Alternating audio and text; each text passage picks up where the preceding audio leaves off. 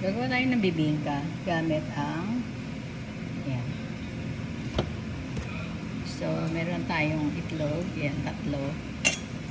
At 1 cup of water and star margarine. Dito, i-mix lang nating mabuti yung ating egg. Yung tatlong egg, ginawa ko siyang yung fluffy, yung talagang mabulang-mabula na. So, lagay na natin yung ating water. Sugar muna. Sugar, half cup. At atin ang isunod yung water natin. Ang water ay 1 cup. At i-mix lang natin silang mabuti para mag-incorporate. And then, isunod na nga natin ilagay yung ating itlog. At pagkatapos nun, isunod na natin yung 3 tablespoon na melt star margarine. Pwede kayong gumamit ng butter, pero mas maganda kasi yung star margarine dahil matingkad yung kanyang pagkadilaw. At yun ang original talagang ginagamit. Naglagay din ako ng konting pampakulay, yung egg yellow color, food color. So habang hinihintay natin na medyo umalsa yung ating galapong or pangbibingka natin, saka ako gumawa ng ating dahon ng saging para ilalagay natin sa molde na ating gagamitin. So binili ko nga pala sa Amazon yung molde na yan.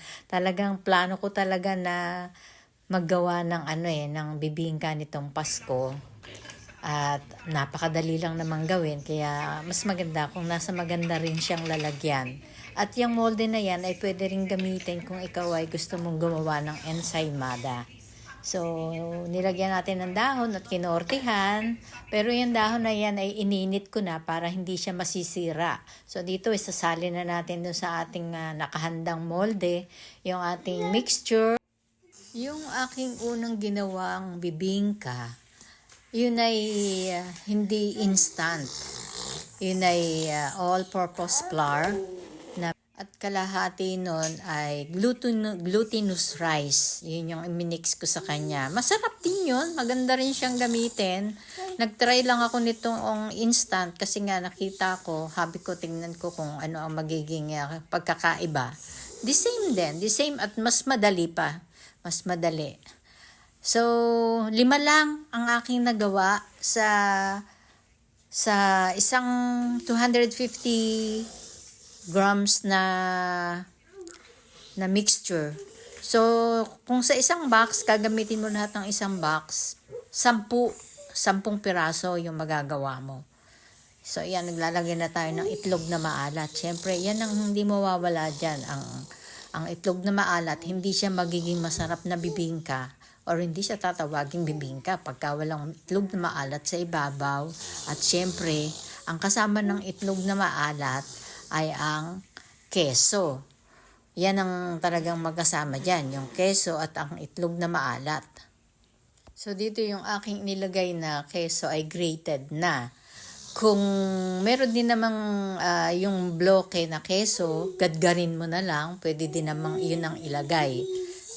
Ito, grated na siya, so less trabaho talaga.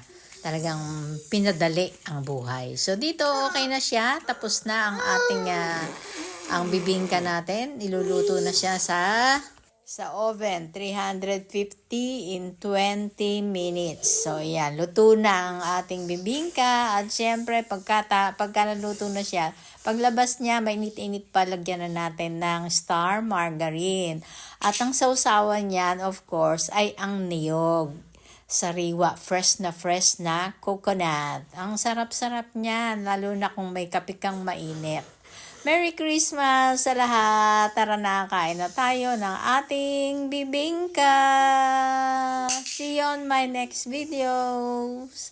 Bye-bye!